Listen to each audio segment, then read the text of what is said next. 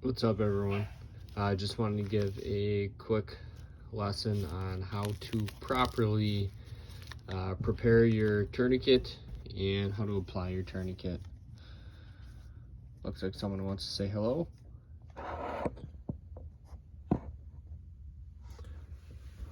This is just a quick look on, as you can see, different versions. Most likely duty version black, doesn't stand out as much. This is a training version, the blaze orange, primarily used for training. Otherwise there is a blue version as well, color blue, often used in training. Obviously they do the same job, the same quality, just for different aspects, and you can identify, hey, this belongs in a training stash, or this belongs with me in my belongings on my vest and whatnot.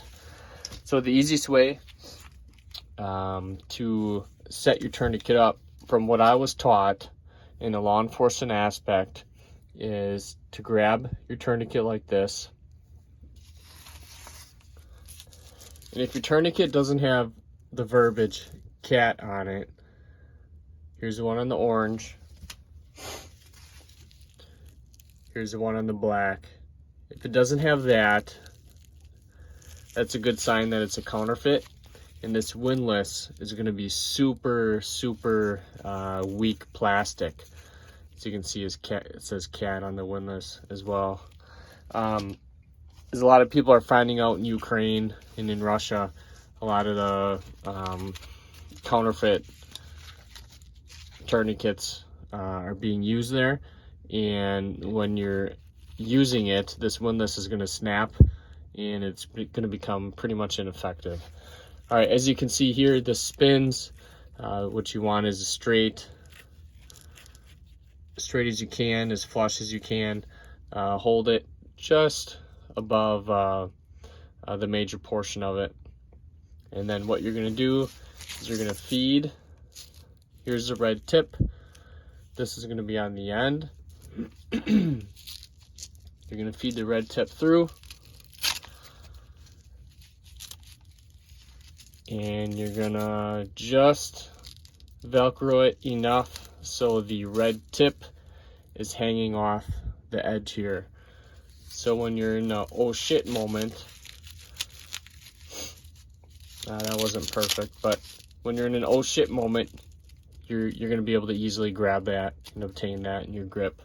After this, fold it right up, and then you can either put it in your holster like that. A lot of let's say law enforcement, they have tourniquet holsters. Otherwise it could just be placed in a bag, or if you're in any type of first responder, they have plenty of different holsters you can purchase. But otherwise I would leave it like this, and that would be easily deployable in the field. Similar to what I said with the red tip being easily accessible, this is also your, I guess I don't want to say locking mechanism, but your it can help lock your windlass in, even though it should have enough pressure with it to wrap around. But leave this portion hanging over just a tad so you have grip. And then essentially what you're going to do is you're going to wrap it around, and then in permanent marker or pen, you're going to write the approximate time of when the tourniquet was applied.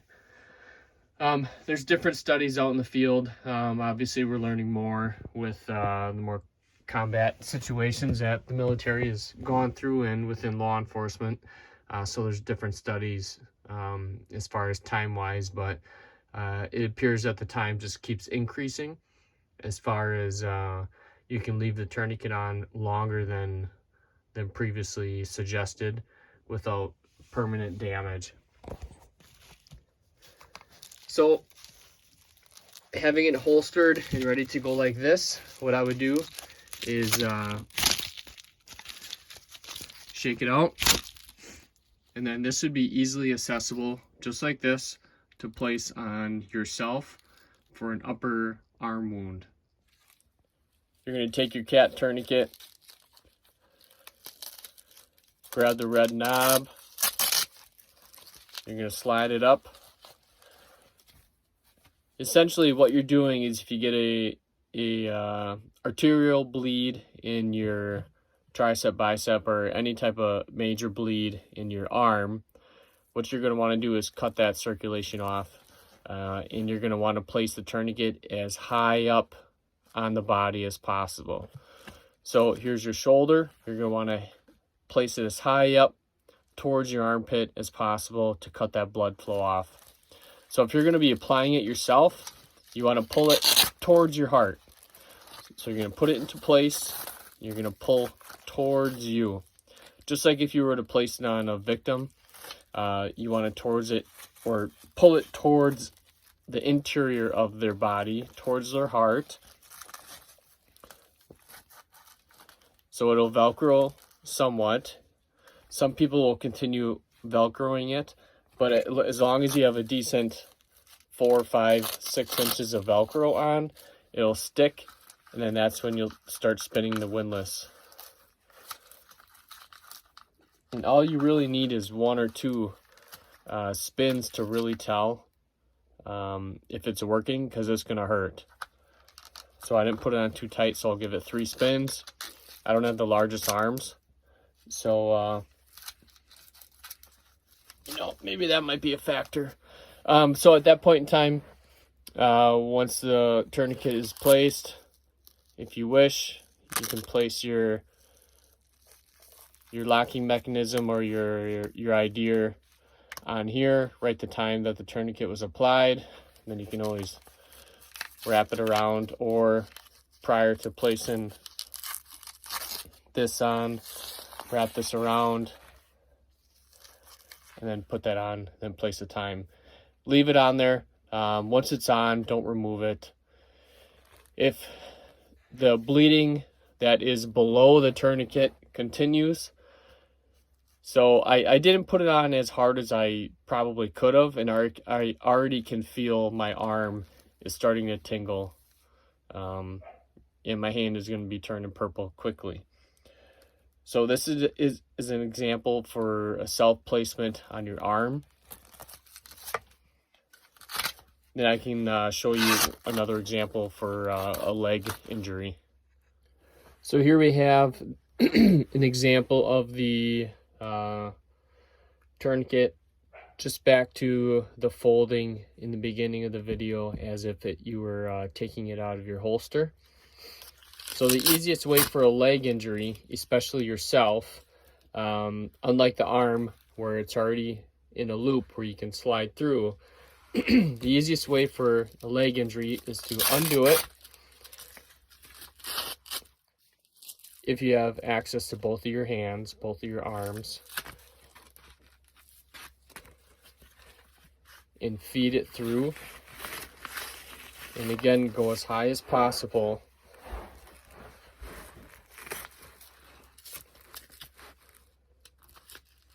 Feeding it into here, and then pulling towards your groin, towards your heart, the inside of your body. Velcroing it.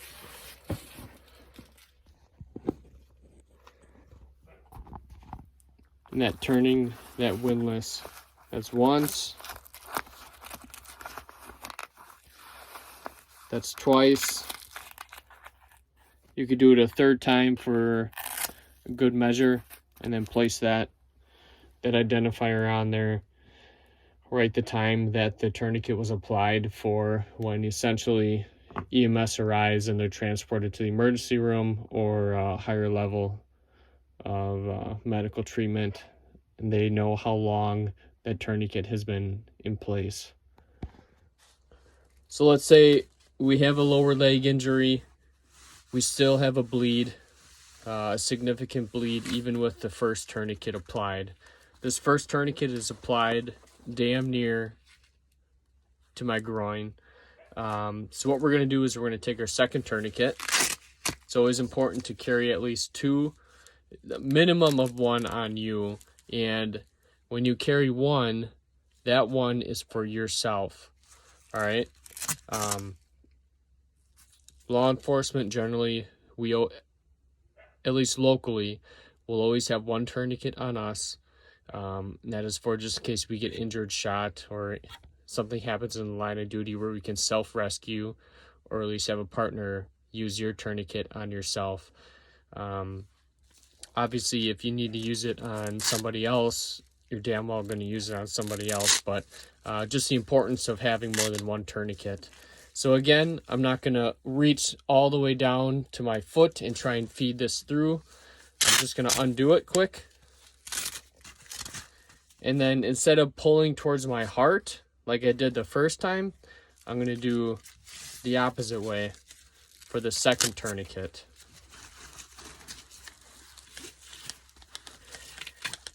And what I'm going to do is I'm going to damn near overlap the first tourniquet I have on here.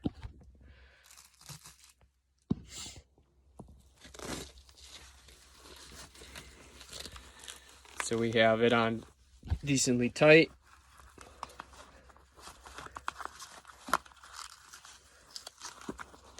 One spin. Oh yeah. 2 spins. Do your idea, write your time, and then hopefully at that point in time with 2 tourniquets on, that should do the work.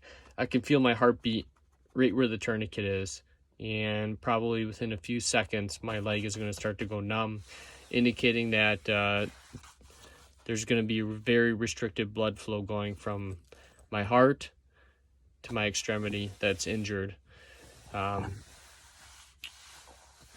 Very important to carry at least one tourniquet with you for self-rescue.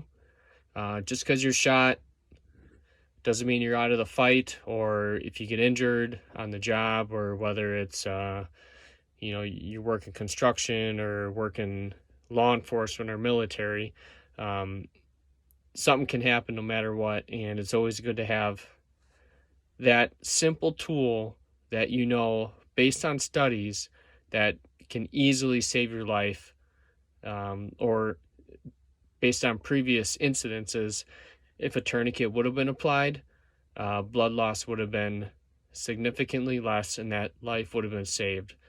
So just one more reminder: first tourniquet high and tight. If the bleeding continues, place a second tourniquet on. What I was instructed is do the opposite way. So the first one, and you're going to be pulling towards your heart, tightening it. And then the second one, if you need to apply, you're going to damn near apply it right on top of each other, and you're going to pull the opposite direction. All right, now that my legs are numb, or my one leg is numb, we released the tourniquet, we took it back off. We're going to re-holster it so we can use it again. So here's the holster in its entirety. Pull it tight.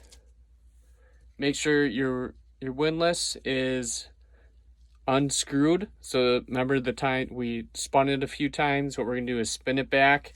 We're going to make sure this is flat. It should be able to ride up and down. So this right here is going to be flat, just like the rest of the tourniquet. Pull it tight. We're going to turn it around. And we're going to hold it just like this. So this is the plastic portion of your tourniquet. And then we're going to feed this red tip through here, through the one opening. And we're going to start pulling it in. As we're pulling it in, we're going to try and make it flush with the rest of the tourniquet, but have the red tip extended a little further. As you can see, it's about maybe an inch further down.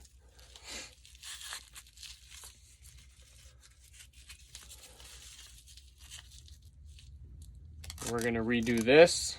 We're not going to do this because you see a lot of people store their tourniquet like this. When you need it, it's going to restrict your time because you're going to have to undo this, and then you're going to have to find your windlass. So place it back on this first Velcro, which it is originally affixed to, overhang it probably, I don't know, a half an inch, so you have room to grab it, just like we have room to grab this red piece here. And then we're gonna fold it in half. And then we're just gonna store it like that.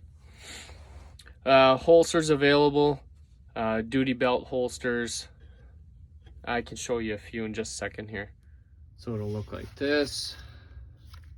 This will go on your duty belt. You'll have it.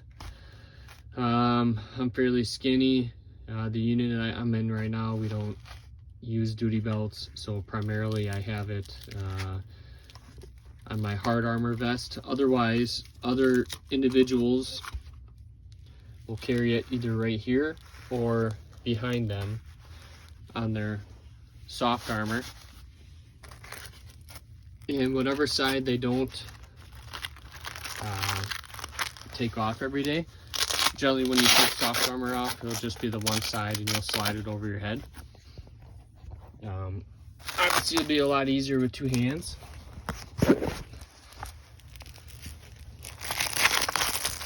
But you can also keep it like that. Usually it'll be in the back. This will be the front. This will be in the back. You can either keep it in here or put half Velcro over it and just stick it in there. Your choice, back or front. Just save you money on a holster. And a lot of the uniform shirts, they have a zipper right here. So generally, if you need it, you can just unzip your shirt and access it fairly quickly. So those are just a few different ways to utilize your tourniquet. Doing self-rescue, helping others, and putting dual tourniquet on yourself if needed, along with the holsters. Studies show originally said 2 to 4 hours it would be good to have the tourniquet on for maximum. Based upon combat experience, they said they've placed tourniquets on victims for up to 48 or more than 48 hours without permanent limb injury. So you can use them for a long time, and make sure you get one, carry one on you, and carry one on you, and maybe an extra one for your go bag or your medical bag for your car. Take care.